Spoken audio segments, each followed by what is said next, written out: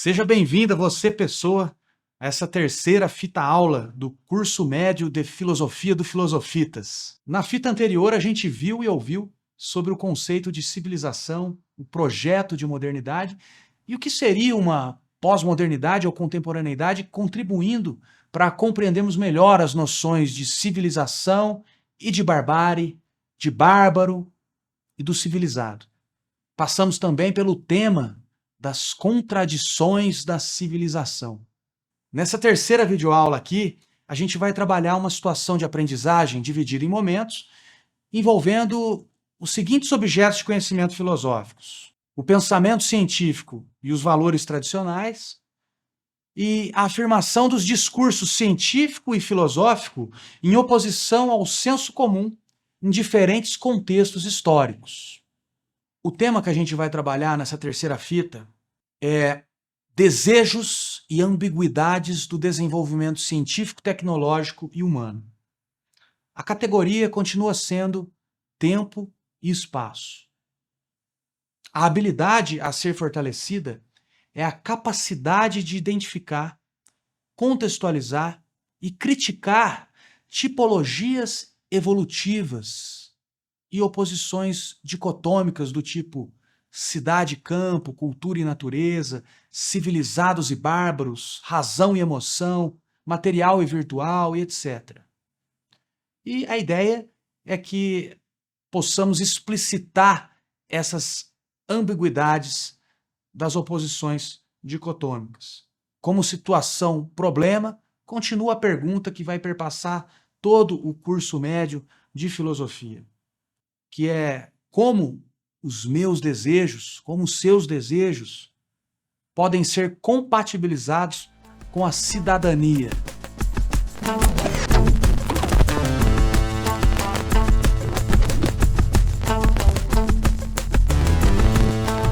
Na fita da aula passada, a gente explorou algumas contradições da civilização. Era o nosso tema, inclusive, de toda a fita. Grande parte dessas contradições teve relação com as tecnologias e aquilo que as gera, que é o conhecimento científico. Sobre a importância do conhecimento científico, você já parou para pensar nisso? E sobre o que é esse conhecimento? E se existem outras formas de conhecimento? Bom, isso que eu vou falar agora tem a ver com o Filosofitas, o coletivo Filosofitas. Em 2001, lá em Batatais, a gente participava de um grupo de jovens que se questionava sobre os tipos de conhecimento mais, na época, a gente chamava de profundos, né? Os conhecimentos mais profundos. Depois a gente aprendeu a chamar isso de mais conectados. A gente perguntava quais seriam os conhecimentos que eram diferentes daquilo que era uma opinião, ou o que seria ali uma ideia errada. A gente fazia na época também uma distinção, a gente percebia uma diferença entre o que era o conhecimento enquanto processo e o que era o conhecimento enquanto um conjunto de representações, de observações e de explicações da realidade que dava sentido ao mundo e às coisas do mundo. Então havia diferença entre o processo e as representações que estavam compiladas ali em uma determinada disciplina, em um determinado livro, em uma determinada teoria. Nesse curso médio, a gente vai dar ênfase a esse segundo tipo de conhecimento. Também a gente vai abordar o conhecimento como um processo, não tem como deixar de fazer isso. Mas a ênfase vai ser, sobretudo, ao conhecimento como um conjunto de ideias e orientações baseadas nessas ideias sobre o mundo, para a gente estar, ser e agir no mundo. O conhecimento científico, ele se constrói sob o olhar da investigação, com rigor e método. Quando a gente faz ciência, a gente abre mão do infinito, dando valor às frases afirmativas. O cientista, ele precisa falar afirmativamente. Ele diz que sabe. Imagine só você indo ao médico e ele falar para você, sei que nada sei. Então, eu sei, em probabilidade, baseado nisso que eu estou observando, que é isso. Então, o cientista ele abdica do infinito e dá valor às frases afirmativas. Essas afirmações elas são construídas dentro de margeamentos, de margens que delimitam, como se fosse um mapa de coordenadas, possível de ser criticado e de ser comprovado por outros cientistas em outros lugares do mundo. Um parênteses aqui.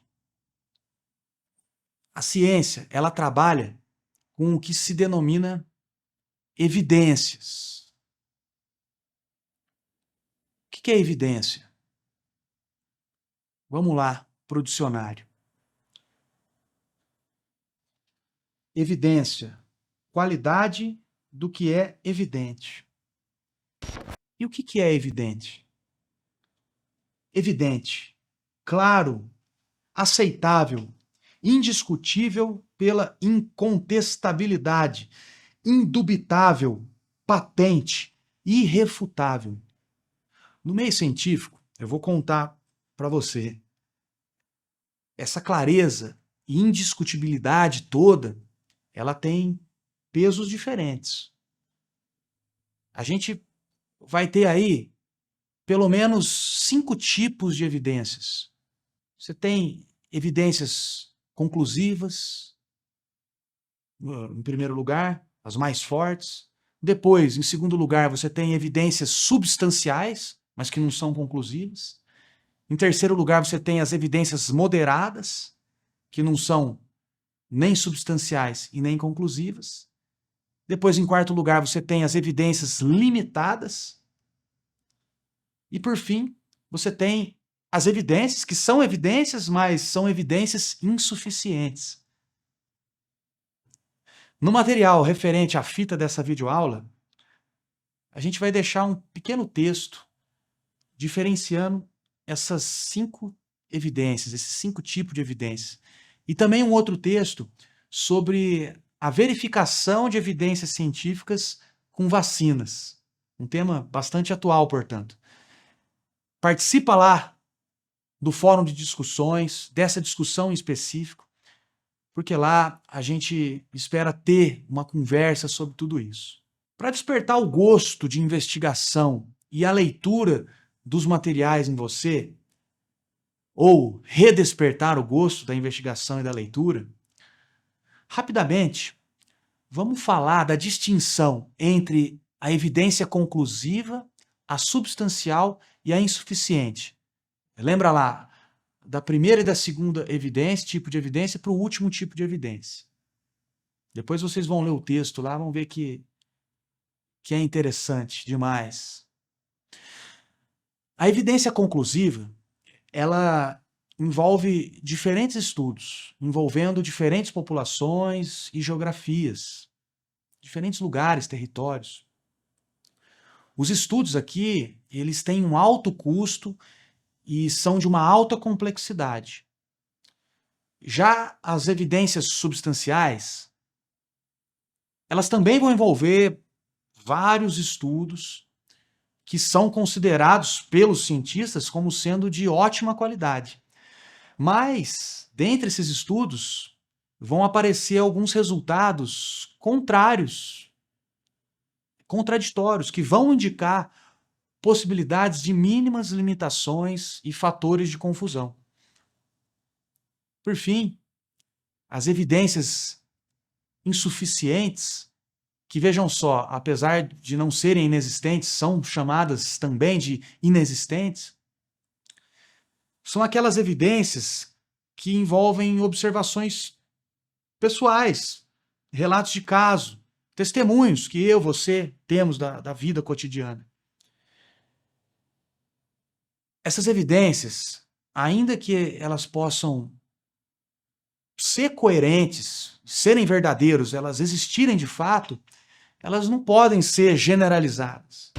E elas vão servir mais para estimular o aprimoramento da busca do conhecimento científico, do que propriamente afirmar algo conclusivo ou substancialmente. Existe, então, aqui um alto grau de incerteza, mesmo no conhecimento científico, que trabalha com evidências, é possível falar. Há evidências com um grau alto de incerteza. Vamos lá, continuando, vamos falar a respeito do conhecimento de senso comum.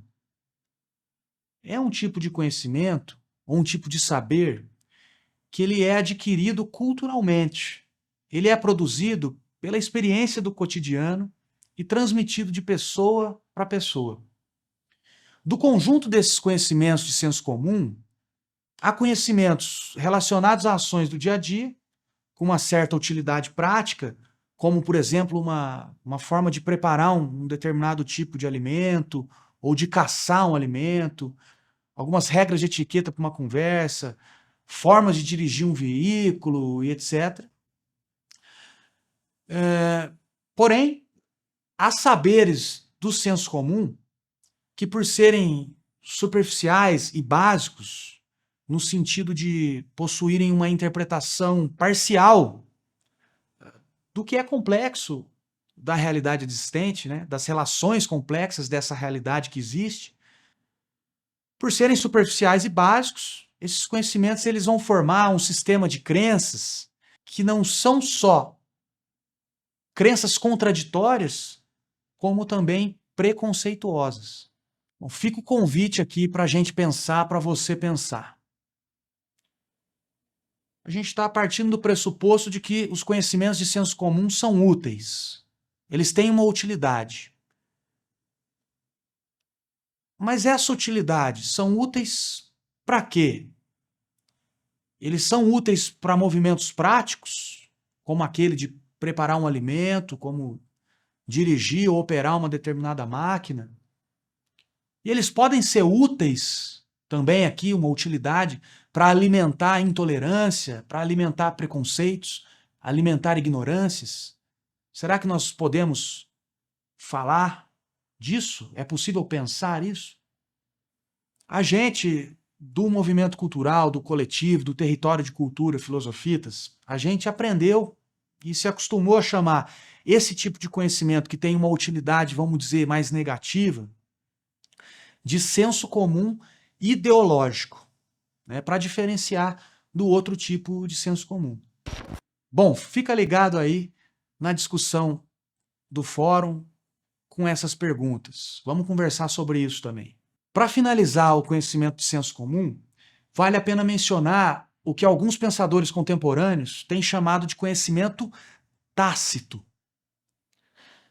Sabe aquele tipo de coisa que a gente faz, que sabe que faz, mas não sabe explicar como fazer? Ou um nome ou conceito que você fala, você usa, você pensa com aquele nome, com aquele conceito, mas não sabe explicar o que seja? Eu lembro, por exemplo, quando eu era criança, pensava na natureza, falava, pô, eu sei o que é natureza, mas não sei explicar o que é natureza. Ou, o que é vida? Você sabe o que é a vida? Sabe? E você sabe explicar o que é a vida? Mas vamos lá. Sabe aquela convicção que você tem, mas você não sabe falar por que você tem aquela convicção? Então, o conhecimento tácito, ele vai por aí, por todos esses caminhos. A palavra tácito, ela tem a mesma raiz etimológica que a palavra taciturno. O que é um sujeito taciturno? É aquele que é de poucas palavras, o sujeito calado. O conhecimento tácito, ele seria um tipo de conhecimento adquirido de forma semelhante ao senso comum, tá? Pelas experiências no cotidiano. Mas, porém, todavia, entretanto, o que se faz com essa experiência no conhecimento tácito, ela é muito mais individual do que social ou coletiva, como é com o conhecimento de senso comum. O conhecimento tácito, a gente vai trabalhar aqui como se fosse algo que fica no âmbito do individual, porque ele é de difícil articulação e organização em palavras, né? Justamente por ser taciturno, conhecimento tácito. Então, ele é difícil de se organizar em palavras, em verbos, ele é difícil de ser colocado em esquemas comunicáveis. Bom, vamos escutar uma reflexão agora do Vitor Lopes, que mandou uma fita aí para a gente escutar. Pergunta pro Léo se o Léo quer um exemplo de conhecimento tácito que seja de fato tácito, ou mais próximo de ser de fato tácito, ou um conhecimento tácito que a pessoa só é tácito porque a pessoa pensa assim. Tipo, consegui pensar em exemplo para os dois casos. O Mbappé é um gênio da bola. O moleque tem 20 anos e é um gênio da bola.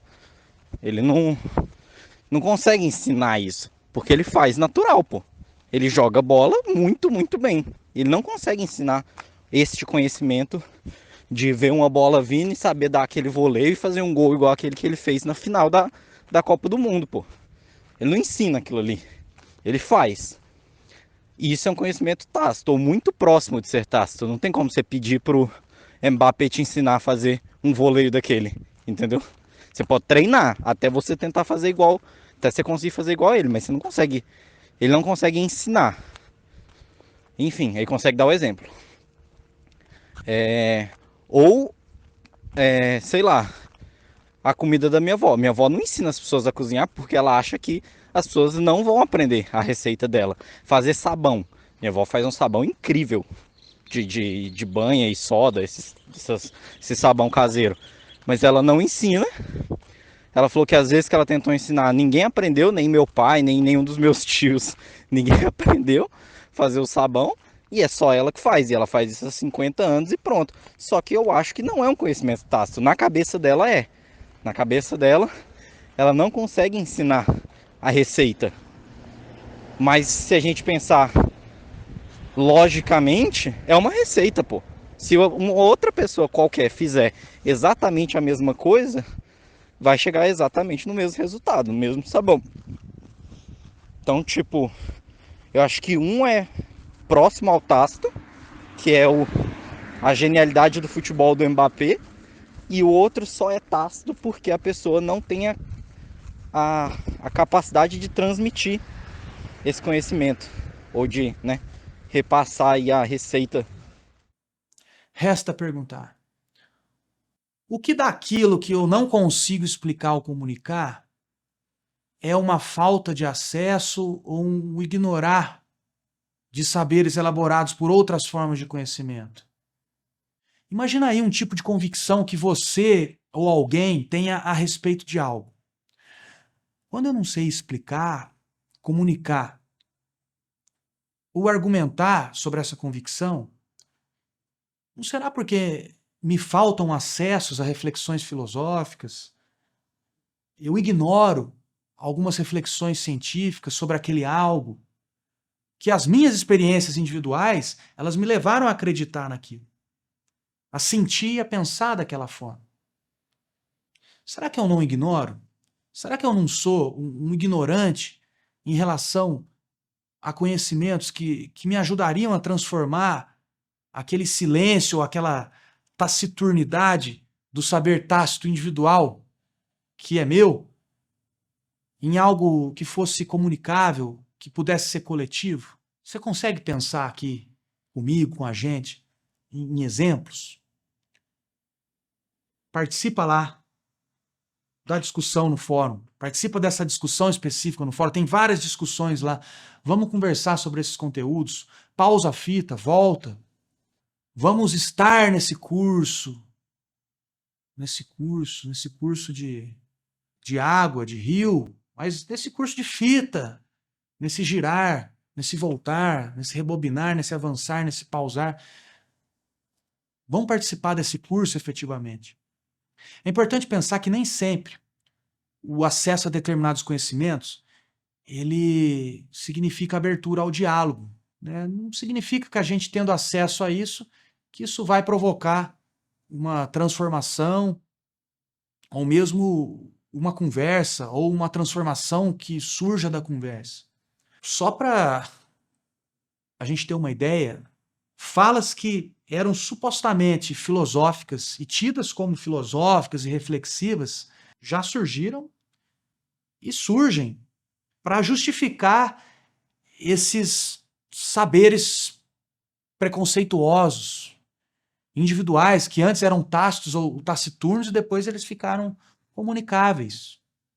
Por exemplo, Cesare ou Cesare, não sei ao certo a pronúncia, Lombroso, que é um famoso criminalista italiano do século XIX. Ele se utilizava de argumentos ditos científicos e filosóficos para provar a inferioridade da mente feminina para o filosofar. Imaginem só.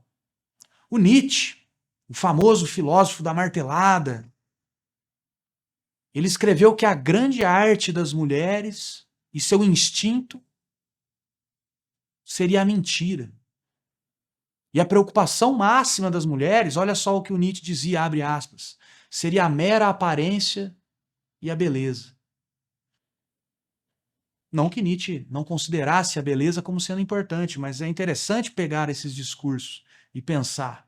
Schopenhauer, outro famoso e mencionado filósofo, ele escreveu que a mulher seria incapaz de atingir a verdade filosófica, porque ela teria uma natureza dissimulada, fingida, astuta, ardilosa e mentirosa. Proudhon, pensador fundador do anarquismo moderno, ele escreveu em um discurso que possivelmente pensasse como sendo filosófico, não de senso comum, e muito menos taciturno ou tácito, que a mulher ela não generaliza de modo algum. A mulher não sintetizaria. E que a mente da mulher seria naturalmente anti-metafísica, não sendo possível a elas filosofar. Vejam só, preconceitos culturais, preconceitos embasados em experiências e preconceitos do indivíduo, do grupo do indivíduo que seja. Afirmações que saem do tácito silêncio rumo a supostos discursos de conhecimento. Fica o convite para você acessar e comentar, sempre comentar, vamos conversar, vamos. A filosofia, ainda que média, ela precisa dessa troca. Então a gente está aqui nessa relação de uma fita já gravada, mas a gente está aqui. Vamos ter um encontro síncrono no quinto momento, depois da próxima fita. Já vamos ter um encontro síncrono, nós vamos conversar nos vendo, mesmo que à distância. Mas enquanto a gente não se vê, as nossas imagens, os nossos movimentos, todo mundo ali ao vivo, vamos comentando, vamos conversando por texto ali na plataforma. Bom, vamos lá. O curso, ele é de filosofia.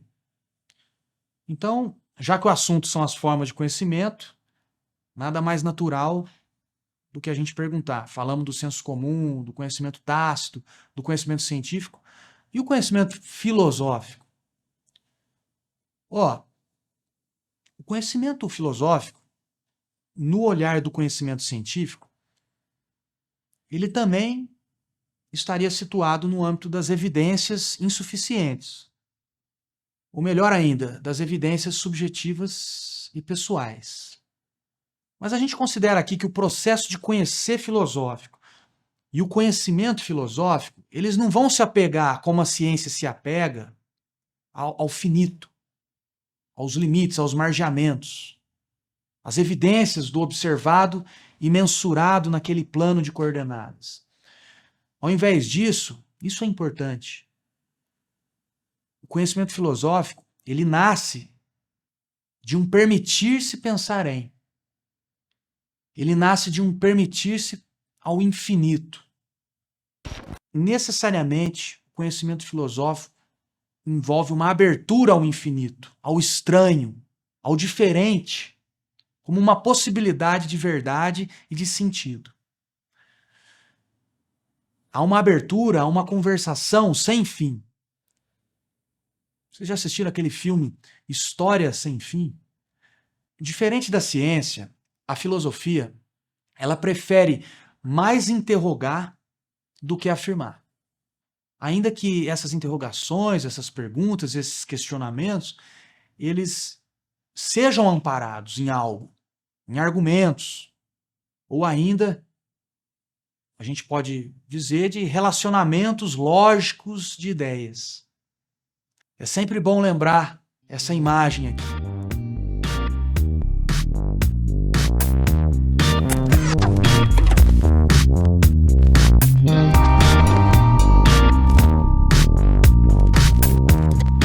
Vamos lá para o momento 2, então, agora dessa fita aula, dessa terceira fita aula. No momento anterior, a gente falou dos vários tipos de conhecimento. A gente poderia ter falado também do conhecimento artístico, que é aquele tipo de conhecimento que ele flui junto de sensações, emoções, percepções interpretativas, que vão estar ligadas necessariamente a cores, sons, cheiros, sabores, formas, sinestesias, que é a mistura de tudo isso, né? Aquele cheiro misturado com sabor, misturado com forma. Sabe quando a gente vê um cheiro ou sente o cheiro de uma cor? Por aí também. Tudo isso é conhecimento artístico. Mas a gente não vai entrar nisso agora. A gente tem que lembrar que a gente está seguindo uma sugestão de roteiro do Currículo em Ação Paulista. E a sugestão é que agora a gente se debruce mais uma vez sobre o conhecimento filosófico. Para isso, a gente vai ler um pedacinho de um texto chamado A Filosofia entre a Religião e a Ciência. É um texto do filósofo inglês Bertrand Russell. Vamos lá, então. Possui o universo alguma unidade ou propósito? Está ele, o universo, evoluindo rumo a alguma finalidade? Existem realmente leis da natureza? Ou acreditamos nelas devido unicamente ao nosso amor inato pela ordem? É o homem o que ele parece ser ao astrônomo? Isso é, um minúsculo conjunto de carbono e água a rastejar impotentemente sobre um pequeno planeta sem importância? Ou seria o homem o que parece ser a Hamlet? Acaso é o homem, ao mesmo tempo, ambas as coisas?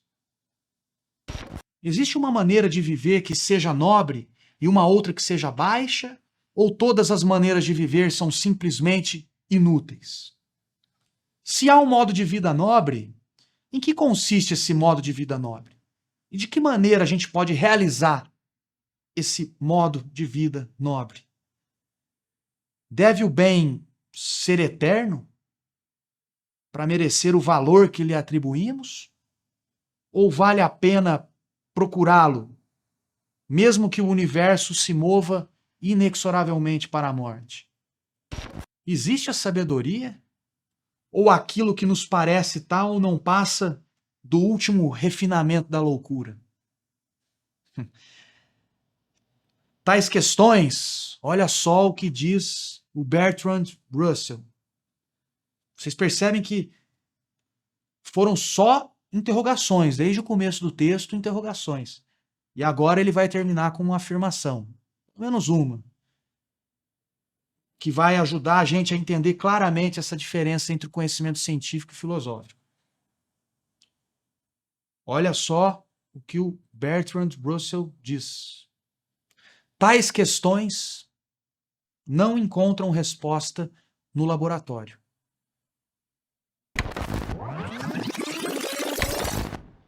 Deve o bem ser eterno para merecer o valor que lhe atribuímos?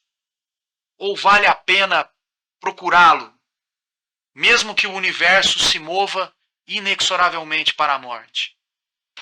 Existe a sabedoria? Ou aquilo que nos parece tal não passa do último refinamento da loucura? tais questões não encontram resposta no laboratório. Ou seja, tais questões não vão encontrar respostas no conhecimento científico. É preciso filosofar.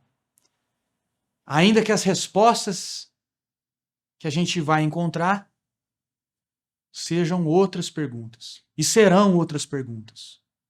Porque a filosofia não abdica do infinito. E o infinito é uma outra forma de dizer que a gente desconhece.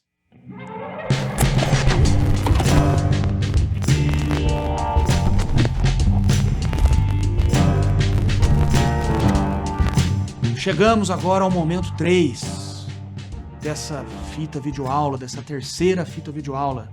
Momento 3, fita 3. Além dos conhecimentos filosófico, científico, artístico, do senso comum e tácito, é possível pensar em um conhecimento, veja só, denominado tradicional, conhecimento tradicional. Esse tipo de conhecimento, ou conhecimentos tradicionais, no plural, eles estão ligados às chamadas comunidades tradicionais. Você sabe o que é uma comunidade tradicional? Os povos e comunidades tradicionais são grupos culturalmente diferenciados e que se reconhecem como sendo grupos culturalmente diferenciados. Isso é fundamental. Uma comunidade, ela é tradicional se ela tem consciência da sua identidade. São os próprios membros dos povos ou comunidades tradicionais que vão dizer se eles são ou não tradicionais. Os membros de uma comunidade tradicional têm modos de ser, de fazer e de viver diferentes dos da sociedade em geral. Eles possuem formas próprias de se organizar, ocupando o território, usando os recursos naturais, reproduzindo e produzindo sua cultura e seus modos de ser social, religioso e econômico. É disso que são feitos os conhecimentos tradicionais.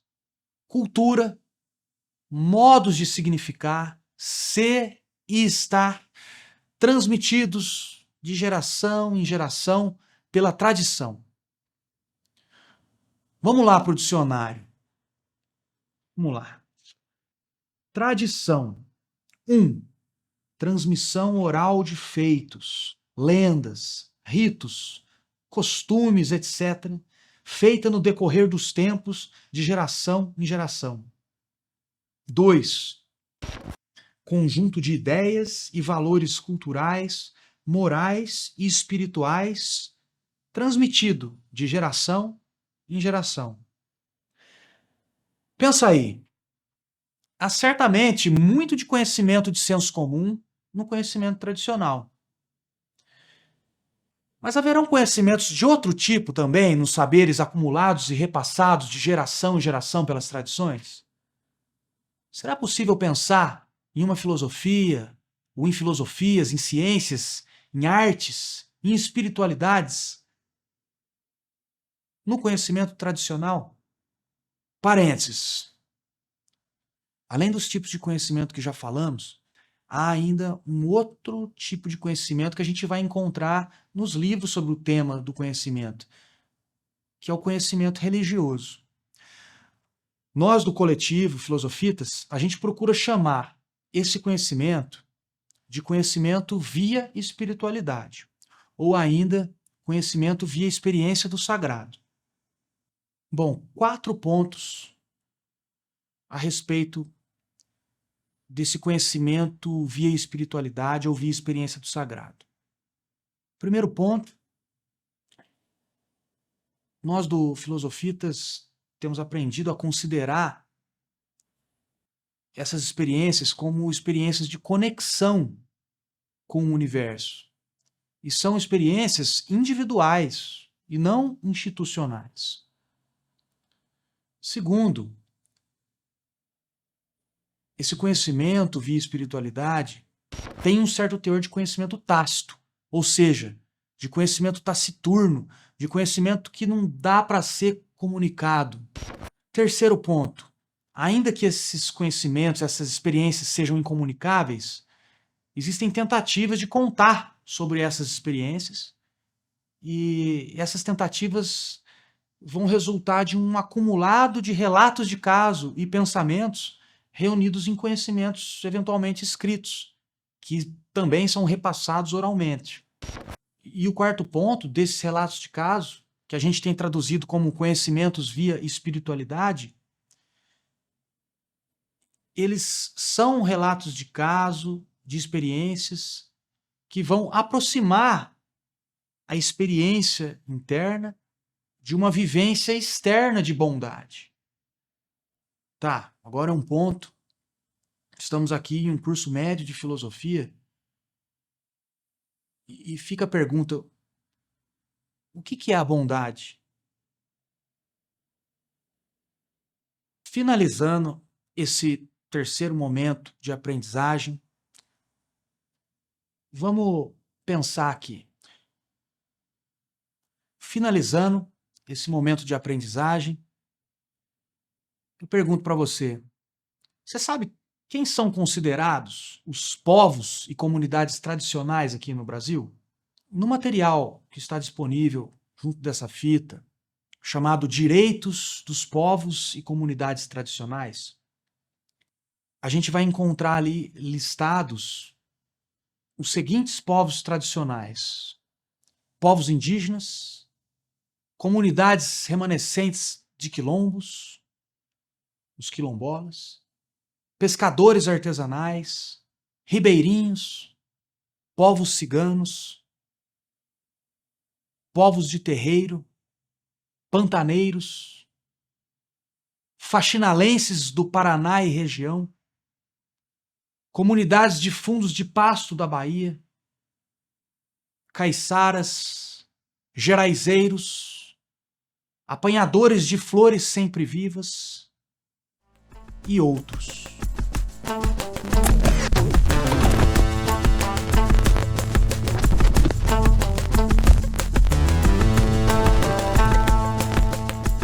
Nesse quarto e penúltimo momento dessa fita aula, o Currículo Paulista ele sugere que a gente tenha contato com duas grandes perguntas filosóficas. Uma pergunta é metafísica ou ontológica, e a outra pergunta é epistemológica. Primeira pergunta: o que as coisas são? Ou, de outra forma, o que são as coisas? E a segunda pergunta, epistemológica: o que garante que o conhecimento do que as coisas são é verdadeiro? Ou como que é possível o conhecimento verdadeiro das coisas? Pode pausar, rebobinar a fita, reescutar essas perguntas e se perguntar.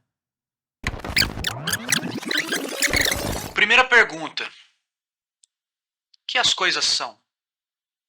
Ou, de outra forma, o que são as coisas? E a segunda pergunta, epistemológica: o que garante que o conhecimento do que as coisas são é verdadeiro? Ou como que é possível o conhecimento verdadeiro das coisas? Pensando no que a gente via no momento anterior, nos diferentes tipos de conhecimento, será que nós temos diferentes respostas para a ciência, para a filosofia, para a arte, para o senso comum, para o conhecimento dos conhecimentos tradicionais? Vamos parar mais uma vez e pensar mais um pouco, porque a filosofia é feita de pensamento. E aí? O que são as coisas? O que as coisas são? Vamos pensando junto. A ciência diria: as coisas são aquilo que se pode comprovar a existência.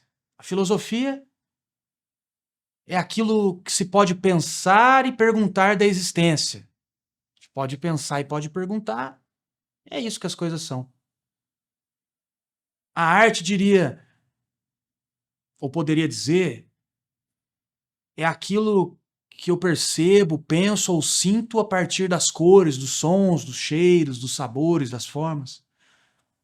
A tradição ou as tradições poderiam dizer que é aquilo que os costumes, ideias e valores culturais daquela comunidade em específico transmitiram como existindo. E o senso comum poderia dizer que as coisas são aquilo que se pode observar ou sentir como tendo existência, como existindo. E quanto à segunda pergunta epistemológica, o que garante que o conhecimento do que as coisas são, que essa resposta do que as coisas são, o que garante que isso é verdadeiro? A ciência diria o que vai garantir isso são os experimentos, o método, o rigor, as afirmações que podem ser verificáveis, que podem ser questionadas, que podem ser falseadas. A filosofia vai dizer que são as reflexões coerentes, os argumentos ou as perguntas mais abrangentes. A arte poderia dizer que o que valida o conhecimento do que as coisas são as experiências pessoais de fruição, as experiências de desfrute que temos das cores, dos sons, dos cheiros, dos sabores, das formas. As tradições poderiam dizer que o que valida são os costumes, são as ideias, os valores que são transmitidos de geração em geração. O senso comum diria que o que garante esse conhecimento de senso comum são as afirmações e saberes difundidos, que são praticados popularmente, ou que são difundidos e praticados por grupos específicos e determinados. E aí? Que tipo de pensamentos que chegaram? Vamos conversar sobre isso aí. Coloque suas ideias, as suas impressões, esses pensamentos lá nas discussões do fórum.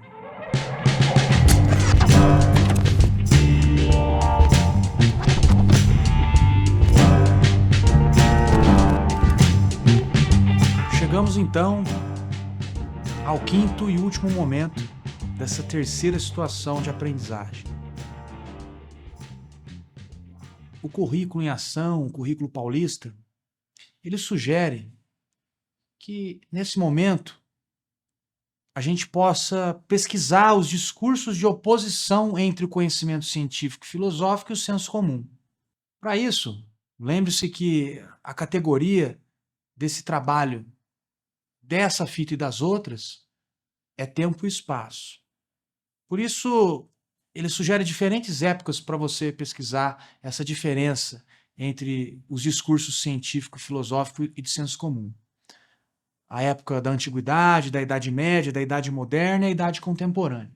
Eu queria aproveitar esse estímulo curricular e provocar em relação ao primeiro momento dessa fita, quando a gente refletia um pouco sobre os preconceitos culturais em relação ao pensamento e às mulheres. Você se lembra disso? Se não se lembra, só voltar que está lá. Retornando ou continuando, talvez você já tenha reparado que na história da filosofia, que costuma ser ensinada nas escolas, quase não há a presença de filósofos mulheres. Nesse sentido, eu deixo o convite aqui para você acessar os links disponíveis no material que acompanha essa fita. Lá vocês vão encontrar um blog da Unicamp, das mulheres filósofas, vão encontrar também um texto falando sobre as filósofas que deveríamos ter conhecido na escola e, por fim, as mulheres filósofas na Grécia Antiga.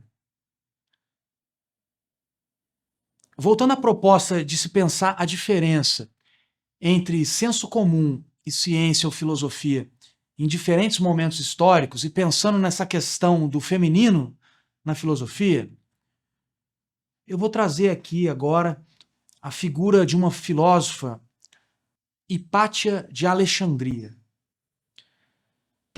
A Hipátia está historicamente situada no fim do período da Antiguidade, no século V depois de Cristo. Ela tinha uma escola onde ensinava sobre uma curiosa prova utilizada para a entrada nas escolas pitagóricas. Em um quadro eram desenhados 3 pontos. Cada ponto como se estivesse no vértice de um triângulo equilátero. A Hipátia ensinava sobre essa prova e ela dizia assim, nessa prova era perguntado àquele que pretendia entrar na escola pitagórica: o que você vê diante de seus olhos? Aqueles 3 pontos. O que você vê diante de seus olhos? Estaria correto quem respondesse: espera lá, o que você vê nesses 3 pontos? Estaria correto quem respondesse 3 pontos. Qualquer outra coisa além dos 3 pontos seriam imaginações da mente. É a mente que faria com que se deixasse de ver aqueles 3 pontos para se ver um triângulo, por exemplo. Nesse sentido, a gente pode sugerir, a partir dos ensinamentos dessa filósofa da antiguidade, a Hipátia de Alexandria, diferenças entre um conhecimento próximo ao que a gente denomina de científico, pautado na observação rigorosa e atenta, e de um conhecimento repleto de impressões subjetivas. Segundo esses ensinamentos, a mente, estando serena e calma, ela distinguiria os 3 pontos. Em um texto que a gente encontra na internet, do José Carlos Fernandes, da Nova Acrópole de Portugal, há uma bela narrativa sobre o que poderia ser uma fala de Hipátia sobre isso. Vamos ler um trechinho de forma adaptada. 3 pontos são 3 pontos, e um triângulo é um triângulo. Há que poder separar com uma linha matemática o que se sabe, o que não se sabe e o que se opina. Se o discípulo se deixa levar por esses jogos de fascínio mental com 3 pontos, o que acontecerá então se não for capaz de dominar sua mente e fantasia, quando o mestre lhe descrever geométrica e aritmeticamente uma infinidade de segredos sobre o ser? Vejam só que interessante, não é? Interessante raciocínio. Se o discípulo se deixa levar com esses jogos de fascínio, com 3 pontos, imagine só o que ele não fará com os segredos sobre o ser comunicados pelo mestre.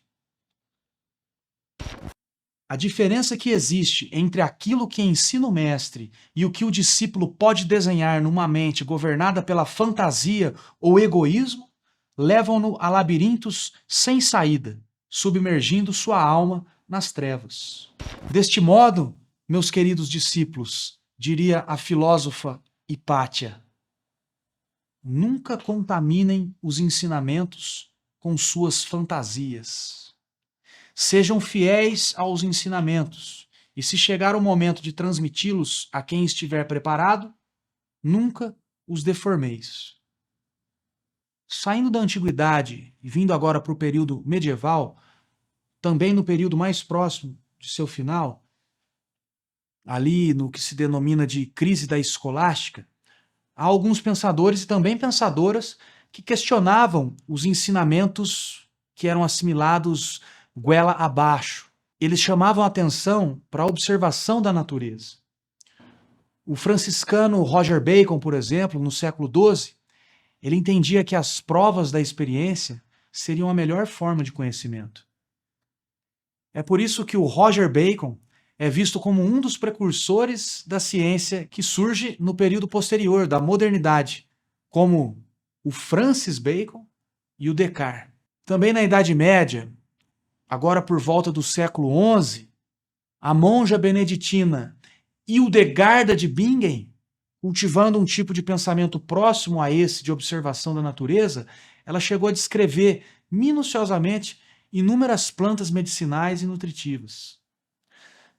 É claro que essas descrições elas seguiam métodos e fundamentos diferentes do conhecimento científico farmacêutico hoje em dia, mas não deixa de ser uma menção válida a uma possível diferenciação da época entre o que seria um saber sistematizado e confiável de um saber sem fundamento na observação ou catalogação cuidadosa. Bom, as fitas têm um tempo de duração e essa aqui está chegando ao final. Fica o convite para você buscar outros pensadores, outras pensadoras, nos outros períodos, no período moderno, no período contemporâneo, que possa te levar a pensar a essa conversa, a essa discussão, a essa diferenciação entre os diferentes tipos de conhecimento, entre os discursos do conhecimento científico e filosófico e o discurso do senso comum. E não se esqueça de comentar suas descobertas no fórum de discussões.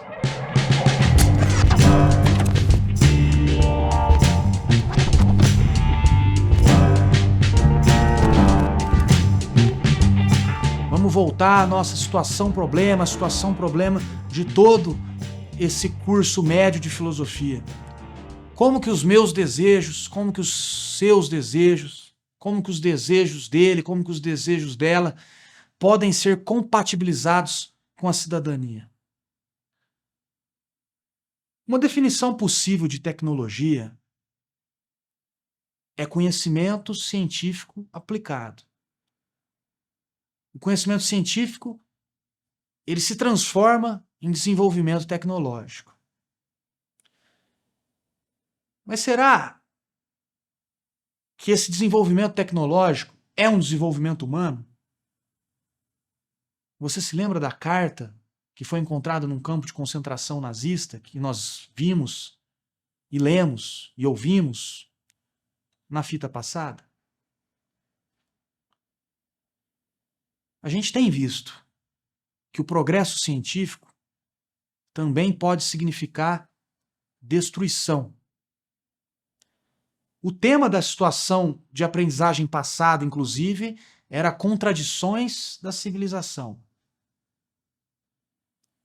O que você pensa das contradições? Não da civilização, mas das contradições do conhecimento científico. Você já pensou que o progresso que a tecnologia traz, muitas vezes, fica restrito a um determinado grupo? Quais humanos e qual humanidade, de fato, está progredindo? Situação, problema. Como que os teus desejos podem ser compatibilizados com a cidadania? Ou como que os desejos ou interesses de um determinado grupo humano podem ser compatibilizados com a humanidade em geral? Ou ainda em uma visão mais integrada, uma visão mais contemporânea ou mais atual? Pensando-se na cidadania planetária, pensando-se na terra-pátria, como que os interesses de um determinado grupo humano podem ser compatibilizados com a vida no planeta? E a gente segue refletindo, e a gente segue alimentando a cultura do conhecimento filosófico, avançando dos acho que, do eu acho que, ou penso que baseado em, a cultura do conhecimento filosófico ao ser permitido pensar em, ao ser permitido pensar com o infinito. Com a filosofia e o filosofar, como diria aquele personagem famoso de uma animação, ao infinito e além. Vamos com o infinito. Mudando e ampliando nossos questionamentos rumo a perguntas cada vez mais abrangentes, a perguntas cada vez mais valiosas para a saúde do nosso planeta, que é a nossa saúde.